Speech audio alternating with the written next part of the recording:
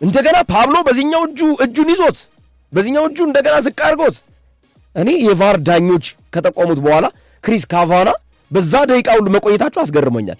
በጣም የሚገርመው ሶፊ የአርሰናል ደጋፊዎች አትጨነቁ ጎሉ ይሻራል እያለ ነበር። እኛም ሁላችንም እዚሁ ገና ቫር ሳይወስነው ሄደው ሳያዩ በቫር ጭምር ይሄ ጎል ይሻራል ሁላችንም በአንድ ድምፅ ማለት ነው ጎሉ ይሻራል እያልን ነበር ማለት ነው ገና ቀድመን ማለት ነው።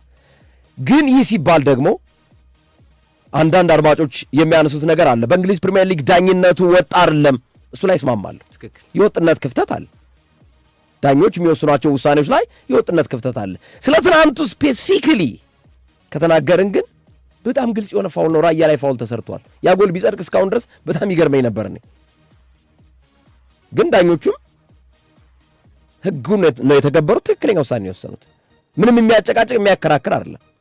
በፍጹም የሚያከራክር ነገር የለውም። የትናንቱ ማለት ነው ህጉን ነው የተገበሩት። ተይዟል፣ እጁ ተይዟል በአንድ እጁ። እንደገና በዚህኛው እጁ ደግሞ እስከ አንገቱ ድረስ እንዲታጠፍ አድርጎታል እዚህ ትከሻውን። ሌላኛው ደግሞ የማሊያውን መሳብ ከፊት ለፊት እንኳን ቶዲቦ ሲጎትተው እንኳን ይሄ ቅርጹ ብዙ ጊዜ ቲሸርትን ወደኋላ ስስበው እንደዚህ ስስበው እዚህ ጋር የመታጠፍ ቅርጽ አለው። ያው እስከ ፍላይ ኤሚሬትስ የሚለው የመጨረሻዎቹ የፍላይ ኤሚሬትስ ቃላቶች ፊደሎቹ ወደ ጀርባ እስኪዞሩ ድረስ ማለት ነው ተጎትቷል። ወደ ጎኑ እስኪዞሩ ድረስ ቃላቶቹ ማለት ነው። ስለዚህ ይሄ የሚያከራክር አይደለምና አንዳንድ ሰዎች ያው ይገባኛል ለመበሻሸቅና ካለው ነባራዊ ሁኔታ ጋር እንደሆነ አንደርስታንድ አደርጋለሁ። ግን ዳኛው ትናንት ትክክለኛ ውሳኔ ነው የወሰኑት። ምንም የሚያከራክር ጉዳይ የለውም እና ዌስትሃም ራሱን በራሱ ነው እጄን በጄ ነው ዌስትሃም ማለት ያለበት እጄን በጄ ነው። ብሬንፎርድ ላይ ነበር ይህን ጨዋታ መጫወት የነበረበት። በነገራችን ላይ ዛሬ ከቶተንሃም ሆትስፐርስ ከሊድስ ዩናይትድ ጋር ጨዋታውን የሚያደርግ ይሆናል ዛሬ ምሽት በቶተንሃም ሜዳ። ሊድስም ከባድ ቡድን ነው፣ ቀላል ቡድን አይደለም። ከቶተንሃም ሆትስፐርስ ጋር ይጫወታል። ቶተንሃሞች ትናንት ከአርሰናል ደጋፊዎች ባልተናነሰ በከፍተኛ ሁኔታ ሰሜን ለንደን ላይ ሲጨፍሩ ነበር። ሶፊ ቶተንሃሞች አርሰናል ጎል ሲያስቆጥር በከፍተኛ ሁኔታ ማለት እና ለቶተንሃም ለመጀመሪያ ጊዜ የአርሰናል ደጋፊ ሆነው ያመሹበት ምሽት ነው ትናንት። በጣም በከፍተኛ ሁኔታ ማለት ነው ለአርሰናል እና ሰሜን ለንደን ላይ ከፍተኛ ድምፅ ነበር የቶተንሃም ደጋፊዎች አብረው ለአርሰናል እየደገፉ የነበረበት ምሽት ነው። በጣም የሚገርም ውጤት የበዛበት ልክ ነው ግርሜ። እኔ እሷ ትልቋ መከራከሪያ ነጥብ እሷ ናት። ቅድም ያው እንዳነሳ ነው የዴቪድ ራያ ሴቭ በጣም አስደናቂ ነው። በኋላ ላይ ተወሰነ ነገር እንጨምርበታለን የዴቪድ ራያ ላይ። ግን አከራካሪዋ ጉዳይ እስካሁኗ ደቂቃ ድረስ ብዙዎችን እያነጋገረች ያለችው እሷ ናት። እንዲያውም አንድ የእግር ኳስ ተንታኝ ድሬክ ይባላል እዛው እንግሊዝ ውስጥ በጣም ታዋቂ ተንታኝ ነው። ትናንት የተሸነፈው ዌስትሃም ነው፣ ግን የታመሙት የሌላ ክለብ ደጋፊዎች ናቸው። ለምን እንደሆነ አልገባኝም ብሎ ነው የጻፈው። ያው ነቆራዎች ትናንት ነበሩ ሶፊ። በዚሁ አጋጣሚ አንድ በጣም ፈገግ ያሰኘኝ ነቆራ ማለት ነው የትናንቱ ጎል እንዲጸድቅ በደንብ ውሃ ጠጡት እና ኮትኩቱት። ሶ ምንድነው ያለው እሱ? የተሸነፉት ዌስትሃሞች ናቸው፣ ያመማቸው ሌሎች ናቸው። ለምን ብሎ ነው ጽሑፉን የጻፈው? ጽሑፉን ሲጀምር የጻፈው ማለት ነው። እና የትናንትናው የዴቪድ ራያ ኢንሲደንት ክስተት የትኛውም ክለብ ላይ ቢሆንበት የትኛውም ክለብ ደጋፊ እንደዚህ አይነት ድርጊት ተፈጽሞበት ቢጸድቅ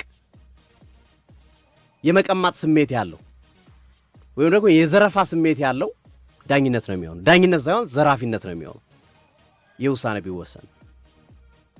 ክሪስ ካቫና ብዙ ጊዜ የሚታሙት አርሰናል ላይ ችግር ያለባቸው ዳኛ ናቸው ነው ተብሎ ነው የሚታመኑት። ክሪስ ካቫና በራሳቸው ብዙ አርሰናልን ነጥብ እንዲጥል ምክንያቱ ነዋል ተገቢ ባልሆኑ ነገሮች። ለምሳሌ ቀይ ካርዶች፣ የዴክላን ራይስ ቀይ ካርድ ዴክላን ራይስ ቀይ ካርድ ይነሳል። የማይል ሉዊስ ስኬሊ ወልቭስ ቀይ ካርድ በኋላ ላይ የተሻሩ በበነጋው እንዲህ አይነት ነገሮች ይነሱ ብዙ ጥያቄ ባለፉት ዓመታትም እንግዲህ ከጥላቻ የመጣ ክሪስ ካቫና ወይስ በአጋጣሚ የተከሰቱ ነገሮች እሳቸው ነው የሚያውቁት። ግን አርሰናሎች ትናንት ጎሉ ከተቆጠረ በኋላ አይሻርም የሚል ስጋት ያላቸው ጥፋቱ አልተሰራም ብሎ ሳይሆን ዳኛው ክሪስ ካቫና ስለሆነ ነው ብሎ ነው ስጋት የነበራቸው። ዳኛውን ስለሚፈሯቸው ነው፣ ስለሚያውቋቸው ነው። ያፈጠጠ ያገጠጠ ነገር በማድረግ አርሰናል ላይ የሚታሙ ዳኛ ስለሆኑ ማለት ነው። ክሪስ ካቫና ግልጽ ነው። ግርምሾ አንስተዋል፣ አልደግሞ ጥፋቱ ግልጽ ነው። በረኛን 16 ከ50 ውስጥ ስፔሻሊ 5 ከ50 የራሱ ክልል ውስጥ መንካት አይቻልም፣ መጎተት አይቻልም። መሸፈን ትችላለህ። ያው ስክሪኒንግ ይቻላል፣ መሸፈን ትችላለህ። ስክሪኒንግ ማለት በሰውነት ሸፍነ ግብ ጠባቂው ዘሎ እዚህ ጋር አሁን ለምሳሌ ቢጫን እሱ እንደ ፋውል አይቆጠርም። እሱ ፋውል አይቆጠርበትም። አንተ ግን ብትጎዳም አይመለከተውም። እዛ ሳጥን ውስጥ መጥተህ ዝልዬ እገባለሁ ካል ገባ ነው። በጉልበቱ ካገኘ ያገኘ ነው። እንደ ጥፋት አይቆጠርም። የሱ በፓንችም ቢያገኝ በቦክስ ኳሱን አግኝቶ ቀጥሎ በቦክስ ካገኘ የራሱ ጉዳይ ነው። ኳሱን ሳያገኝ ካገኘ ነው መጥፎ። ኳሱን ካገኘ በኋላ ወይ ሲመልስ ወይ እየዘረጋ ባለበት ሰዓት መጥተህ ከገባህ እዚህ ውስጥ ምናምን ተመታ ነው። ኳሱን ካገኘ የሱ ቦታ ስለሆነ ማለት ነው። ስለዚህ የሚያከራክር ነገር የለውም። የትናንት ነው የሚያከራክር ነገር የለውም። ግን ፒተር ሽማይክል ያነሳው ሐሳብ ውስጥ የምታነሳው ሐሳብ አለ። ፒተር ሽማይክል ያነሳው ሐሳብ ውስጥ አርሰናል ተከላካዮቹን እየደቆሱ ግብ ጠባቂዎችን እየጎተቱ ጎል አላስቆጠሩም ወይ? ዘንድሮ 17 ጎል ነው ያላቸው ከቆመ ኳስ 17-18 ጎል ክብረ ወሰን ነው በእንግሊዝ እግር ኳስ ታሪክ። እነዚህን ጎሎች ሲያስቆጥሩ እስኪ የተቆጠሯቸውን ጎሎች እያንዳንዱ ነው ያቸው። በአብዛኛው ጥፋት ያለባቸው ናቸው እና ለአርሰናል ሲሆን የሚፈቀድ ለዌስትሃም ሲሆን ለምን ይከለከላል ነው እንጂ ጥፋት አይደለም አላልኩም ነው። ጥፋት ነው ግን ለአርሰናል የሚፈቀድ ለዌስትሃም የሚከለከል ብሎ ያነሳል። ቅድም እንዳነሳሁት አንዷ ኢንሲደንስ ከማንቸስተር ዩናይትድ ጋር ፎቶ እንዲሁም ያዘዋወራት እያየሁ ነው ሶሻል ሚዲያ ላይ። ሰላመንስ ላይ የአርሰናል ተጫዋቾች ጥፋት ይሰራሉ፣ ካላፊዮሪ መጥቶ ጎል ያስቆጥራል። እሱ በቫር መታየት ነበረበት። ግን ባለፈው ስለተሳሳተ አሁንም የሚሳሳቱ መባል ግን የለበትም። ግን እውነት ለመናገር ይሄኛው የራያ በጣም የተጋነነ ነው። ያኛውም ልክ ነው እያልኩ አይደለም። አርሰናል በቆመ ኳስ ካስቆጠሯቸው ኳሶች ክሊርሊ ሁሉንም ኳሶች አስቆጥረዋል ብለን ለመድፈር አችልም። ጥፋት ሰርተው ለምሳሌ ተከላካዮችን ተደግፈው የገጩት አለ፣ ደፍቀው ምናምን ብሎክ አድርገውባቸው። ብሎክ ማድረግም አይቻልም። በነገራችን ስክሪን ማድረግ ብሎክ ማድረግ አችልም። ተጫዋቹ እየሮጠ አንተ መተህ እግርን ከዘረጋህበት ወይም ሰውነት መተህ ከሸነፍከው ብሎኪንግ ነው እሱ፣ አችልም። አርሰናል ብዙ ብሎክ በማድረግ ብዙ ጎል አስቆጥሯል። ለምሳሌ ሳሊባ እዛ ጋር ብሎክ ያደርጋል፣ ጋብርኤል መጥቶ ይገጫል። ሳሊባ ግብ ጠባቂውንም ተከላካዩንም አብሮ ይሸፍናል። ብሎክ አድርጎ መሸፈን ችግር የለውም። ስክሪን አድርገህ ሸፍነ መቆም ችግር የለውም። ብሎክና መሸፈን ይለያል። ብሎክ ማለት እንዳይንቀሳቀስ ማድረግ ነው። ሰውየው በብሎኪንግ አስቆጥሯል አርሰናሎች ብዙ ጎል ብሎክ በማድረግ። እንዲሁም እኮ ዳኝነት እንትኑ ይቀር እየተባለ አይደል ያለው አሁን የዳኝነት ሂደቱ የእንግሊዝ ፕሪሚየር ሊግ ዳኝነት ላይ ብሎኪንግ ይከለከል። በቃ ብሎክ ማድረግ አይቻልም። ንጹህ ጎል ነው ማስቆጠር የምችለው። ኳሱን ገጭተህ ብቻ ማስቆጠር፣ ኳሱን በእግር መተህ ብቻ ማስቆጠር። ከዛ ውጭ ከላይን ተደግፈ ግማሹ ሶስቱ በረኛውንና ሊከላከሉ የሚችሉ ተጫዋቾችን ሸፍነው ሲይዙ ወይም ብሎክ ሲያደርጉ አራተኛው መጥቶ የሚያስቆጥር እንዲህ አይነት ነገር መከልከል አለባቸው የሚሉ ጥያቄዎች ይነሳሉ። ኦፍ ኮርስ ልክ ነው። እኔም ያስማማኛል እኔ ባይዘው። ግን ዱ ዩ ቲንክ ሶፊ አርሰናል ብቻ ነው በብሎኪንግ ጎል? ሌሎች ክለቦች በተመሳሳይ ብሎክ አድርገው ያስቆጥሯቸው ጎሎች አከራካሪ አልነበሩም? አከራካሪ ጎሎች የአርሰናል ስለሚበዛ ነው። አርሰናል በቆመ ኳስ ተጠቃሚነቱ ከፍ ያለ ከመሆኑ ጋር ተያይዞ ነው የሚነሳው። ነገር ግን ይሄንን አንስተህ ግን የትናንትናውን ጎል ይዝደቅ ማለት ግን ወንጀል ነው ለኔ። የትናንትናው ጎል በፍጹም በየትኛውም መመዘኛ እንደ ትናንትና አይነት ጎል ከየትም ማስረጃ አምጡልኝ፣ ከየትም አምጡ፣ እንደ ትናንትና አይነት ጎል ጸድቆ አያውቅም። ግብ ጠባቂ እንዲህ ተሸፍኖ እጁን ተይዞ ለዛውም ኳሱ ሌላ ቦታ ቢሆን ችግር የለው። ኳሱ የሄደበት አቅጣጫ ለምሳሌ ግብ ጠባቂ እጁን ከዘረጋበት የ1 ሜትር ርቀት ቢኖረው ወደ ግራም ወደ ቀኝ ምናምን ቢኖረው አይደርስበትም። በቃ አለቀ። ኳሱን ስለማይደርስበት ተብሎ ኮንሲደር ይደረግ። ይሄኛው ግን እጁን ባይዙት ጨርፎት እኮ ነው ያለፈው። እንዲህ ሊይዘው ሲል ጨርፎት አለፈ በመሃሉ። እዚህ ጋር ስለተያዘ እዚህ ጋር ማሊያው ተጎቷል፣ እንደዚህ ተይዟል። ቶዲቦ ማሊያው በዚህ ተይዟል። ፓብሎ ደግሞ እዚህ ጋር ደፍቆታል። እዚህ ጋር ዘግቶት አንገቱን ጭምር ዘግቶ እጁን ይዞታል። እዚህ ጋር ሁለቱም እጁ ተይዟል ማለት ነው። ይሄ ሰውዬ እጁን ከፍ አድርጎ ለመያዝ ሲሞክር ተጎቷል። እዚህ ጋር ወዴት ሂድ? በቃ ፋውሉ የተሰራው በዛ ምክንያት ነው። ስለዚህ ለእኔ ዳኝነቱ የትናንትናው ዳኝነት ከዚህ አንጻር ምንም አይነት ክፍተት የለበትም። ጥያቄም የሚያስነሳ አይደል። ቢጸድቅ ነበር እንዲሁም ዓለምን የሚያነጋግረው ቢጸድቅ ለእኔ በጣም በጣም በጣም በጣም የዓለማችን አስቂኝ የዓለማችን አነጋጋሪ ከዳኝነት ይልቅ ለዘረፋነት የሚቀርብ ስራ ነው የሚሆነው። እንደውም አንድ አስተያየት ሰጪ በጣም አስቆኛል። ሳስ ይባላልና ሃንግ እኮ ነው ራያ ላይ የተሰራበት ስልክና ብርም ጠፍቶት ይሆናል ብሏል። ያስማማኛል። ያው ሱሪ አድርጎ ስለማይገባ ነው እንጂ ደግነቱ አሪፍ ገለጻ ነው። ስልክና ብር ነው። ስልክና ብር ያው የለውም ቁምጣ ነው። ቁምጣ ስለሆነ ነው እንጂ እንዳለው ነው። ያው ለማጋነን ከዚህ በላይም ሃንግ አይሰራም። ምን ለመናገር ያው ሃንግ ማለት እኮ አንዱ መያዝ ነው አይደል? ብሎክ ማለት ማነቅ፣ መያዝ፣ ብሎክ ማድረግ ምናምን ነው። እና ሰው ይሄ እኔ እንደው ለክርክርም ባይበቃ ቅድም እንዳልከው ግርምሾው ያስማማኛል። በጣም በጣም በጣም በጣም አሪፍ ፖይንት ነው ያነሳው። ደስ ያለኝ ፖይንት እሱ ምንድን ነው 90 ደቂቃ ውስጥ አርሰናል ዋንጫ እንዳያነሳ የሚፈልግ ሰው ሊኖር ይችላል። መብቱ ነው ባይዘው። በ90 ደቂቃ ውስጥ ደግሞ አርሰናል ዋንጫ እንዲያነሳ ፈልጎ የሚደግፍ ደጋፊ ይኖራል። በዚህ መሃል ስሜታዊ ትሆናለህ። ስሜታዊ ሆነህ አይ በቃ አይደለም አሁን ይሄ ፔናልቲ ያሰጣል ትላለህ እኮ እውነተኛ ፔናልቲ እንደሆነ እያወቅ እንደ ደጋፊ ቁጭ ስትል እውነት ትክክለኛ ፔናልቲ እንደሆነ እያወቅ ይሄ ፔናልቲ ያሰጣል ምናምን ትላለህ። በኋላ ላይ ግን ረገብ ብለህ ስታስበው ግን ህጎችን ስታይ ግን ያ ነገር ልክ እንዳልሆነ ከ90 ደቂቃ በኋላ አለቀ። በቃ ፊሽካ ተነፋ። የአርሰናል 3 ነጥብ ሰማይ ከፍ ቢል ምድር ዝቅ ቢል አይቀይሩም። ከዛ በኋላ ተረጋግተህ ታስባለህ። ልክ ነው አይደለም? ወደ ህጉ ነው መሄድ ያለብህ። ከስሜት ትወጣና ወደ ህጉ የምትሄድበት ሂደት አለ እና የትናንትናው የዳኝነት ሂደት ለእኔ ከጎሉ አንጻር በፍጹም ጥያቄ የሚነሳበት ነው ብዬ አላምንም። ልክም አይደለም። ግን ዳይንግ ሙቭመንት ነበረ ግርምዬ። አርሰናል በዛ ደቂቃ ጎል አስቆጥሮ አስተናግዶ ቢሆን እኮ የሚነሳበትም ሴኮንድም የለ። አልቋል ጨዋታው እኮ ዳኛው። ደጋፊዎች ለዛ ነው በቃ ማለት ህርት ቢታቸው ቁሟል። አብዛኞቹ የአርሰናል ደጋፊዎች ልብ ምታቸው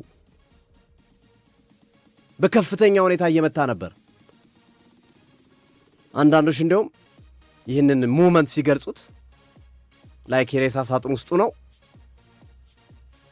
ሊሞት ያለ ሰው ከዛ የሳጥኑ ሊከደንበት ብሎ እንደተመለሰ አይነት አድርገው ይገልጹታል። ሀሳቡ ወይም ሀሳቡን የገለጹበት መንገድ በምስል አድርገው ሲገልጹት አይቻለሁና ትክክለኛ ነው። ትናንት አርሰናል አቻ ቢወጣ አቻም ከባድ ነበር ለአርሰናል። ምክንያቱም ብሬንፎርድ ላይ ሲቲ 3 ጎል አዝንቧል። ነገም ቀጣይም ጎል ማዝነብ እንደሚችል ያሳያል። ፓላስ ላይ ያውም ኢታር ላይ ስለሆነ እንትኑ ፕሮባቢሊቲውን ይጨምርልን ነበር። ፕሮባቢሊቲው በቃ ኮንፊደንስ የሚያመጣ 3 ጎል አስቆጥራል ብሬንፎርድ ላይ። ነገ ክሪስታል ፓላስ ምናምኑ 3 ማስቆጠር አያቅጥም። ስለዚህ በጎል ልዩነቱም አርሰናልን መቅደም የምችልበት አጋጣሚ ነበረ። ዘ ሞመንት በቃ የ2024 2023 ሰን የሳታት ኳስና ትናንት ማቲያስ ፈርናንዴዝ የሳታት ኳስ ሰን የሳታት በአርሰናል ልብ ውስጥ በአርሰናል ደጋፊዎች ልብ ውስጥ የማትረሳ ልብ ሰባሪ ናት። ትናንት ማቲያስ ፈርናንዴዝ የሳታት ደግሞ በሲቲ ልብ ውስጥ የማትረሳ ልብ ሰባሪ እንቅስቃሴ ናት። ብድር በምድር ነው የሆነው። ብድር በቃ ማለት ሙቭመንቶቹ የሚገርሙ ናቸው። የዛኔም እንኳን ታስታውሳለህ ሰን ቢያስቆጥር እኮ ደቂቃው አልቁቷል።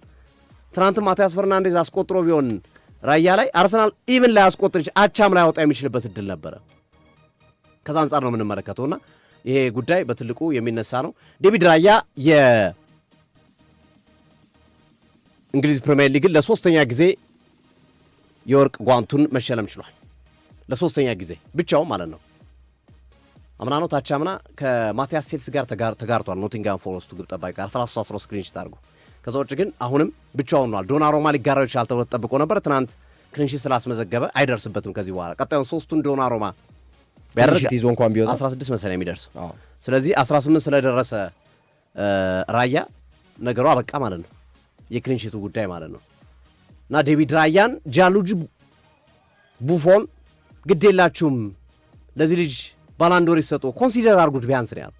እንደው አትስጡት እሺ ኮንሲደር አርጉት። ዴቪድ ራያን ከ1 እስከ 3 ውስጥ አስገቡት። ሴቭ ያደረገውን ኳስ ተመልከቱ። ከዚህ ቀደም ያሉትንም ኳሶች አስቶን ቪላ ላይ ወሳኝ ጨዋታ በነበረባቸው እንቅስቃሴዎች ኢቭን ኒውካስል ላይ ዳይንግ ሙቭመንት የመጨረሻ ደቂቃዎች ላይ ሴቭ ያደረጋቸው ኳሶች የሚጠቀሱ ናቸው። እና ለዚህ ተጫዋች እባካችሁ ቢያንስ ባላንዶር ውስጥ ባታካቱት እንኳን ወይም ባሸልሙት እንኳን ዝርዝር ውስጥ አስገቡት። የመጨረሻ 3 ውስጥ አስገቡልኝ ቡፎን ነው ያለው ዴቪድ ራያ። እውነቱን ነው። በጣም ዘንድሮ በጣም ወሳኝ ስራዎች ግን እንደ ግብ ጠባቂ በባላንዶር ደግሞ የሚቀጣ ወይም ግፍ የሚሰራበት አይቻልም። አንዴ ብቻ ነው ተከላካይና ግብ ጠባቂ ያን ያህል ነው ትኩረት አይደረግበት። ማጥቂና አማካኝ ተጫዋቾች ላይ ነው በብዛት የባሎንዶር ሸላሚዎች የሚመጡት እና በእግር ኳስ ታሪክ ወይም በባሎንዶር ታሪክ ሌቪ ያሺን የተባለ በ1963 ብቸኛው የባሎንዶር ተሸላሚ አንድ ግብ ጠባቂ ብቻ ነው። ከዛ ውጭ ጂያንሉጂ ቡፎን፣ ማኑኤል ኖየር፣ አይከር ካሲያስ እነዚህ በእጩነት ቀርበው ግን አንድም ቀን የባሎንዶር ተሸላሚ መሆን ያልቻሉ ናቸውና ባሎንዶር ብዙ ጊዜ ትኩረት የሚያደርገው አጥቂዎችና አማካኝ ተጫዋቾች ላይ ነው። ተከላካይና ግብ ጠባቂ እምብዛም ነው። ካናቫሮ ነው በተከላካይ በቅርብ የምናስታውሰው የባሎንዶር ተሸላሚ ማለት ነው። ከዛ ውጭ ግብ ጠባቂ በ1963 ሶፊ ያስበው ሌቪ ያሺን የተባለ ግብ ጠባቂ ነው። እስካሁንም ድረስ አንድ ብቸኛው የባሎንዶር ተሸላሚ ግብ ጠባቂ ሌቪ ያሺን ነው። ከዛ ውጭ እነ ቡፎንን የመሰለ ግብ ጠባቂ፣ እነ ማኑኤል ኖየርን የመሰለ ግብ ጠባቂ፣ እነ አይከር ካሲያስን የመሰለ ግብ ጠባቂ እጩ ነው እንኳን የባሎንዶር ተሸላሚ መሆን አልቻሉም። እና ባሎንዶር ተከላካይ የባሎንዶር የሚመርጡት ሰዎች የተከላካይን ብቃትና የግብ ጠባቂን ብቃት እየገመገሙት አልመሰለኝም፣ በደንብ እያዩት አልመሰለኝም። አለበለዚያ ኮንሲድ ሲደረግብህ እኮ የፈለገ ጥሩ አጥቂ ቢኖርም እኮ ኮንሲድ እየተደረገብህ እኮ ዋጋ ልትከፍል ትችላለህ። እና እነዚህ ቦታዎች ላይም በባሎንዶር ትኩረት አለማድረጉ የሚገርም ነው። አድማጮች የተለያየ አስተያየቶች አሁንም እየላኩልን ነው። ሶፊ ከመጡት አስተያየቶች መካከል ትናንት መስፍን የላከልን አስተያየት ማለት ነው። ትናንት በጣም የገረመኝ